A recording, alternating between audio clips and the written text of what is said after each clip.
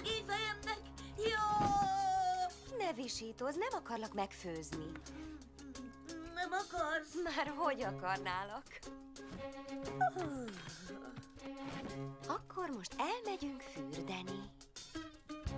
Ne, főzd meg inkább! De Zsebi baba drágám, az anyukák pontosan tudják, hogy mi a legjobb a kicsinyüknek. Anya szívben él az ösztön, hogy háza legyen szép, hogy süssön, főzzön, kössön, és rendet rakjon még.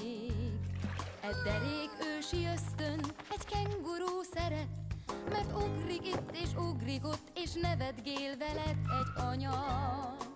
Ösztönösen érzi, hogy mit kell tenni még.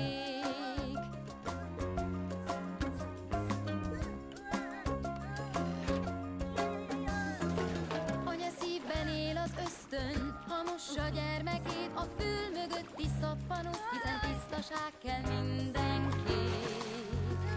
Egy anya portörölget, és nem titok már ez, hogy felsever és elsever, és mindent rendbe tesz egy anya. Ösztönösen érzi, hogy mit kell tenni még.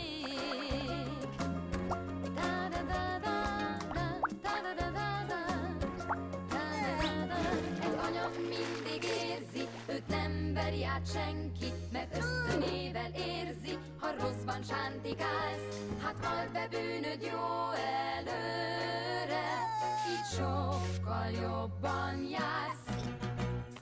Fogd a fogkefédet, nyisd ki jól a szád, és csillogjon a fogsorod, hisz jól tudod, anyácskád mindent lát.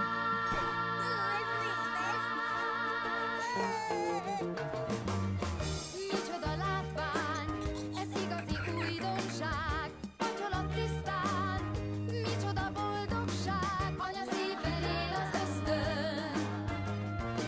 Anya szívben él az ösztön. Anya szívben él az ösztön.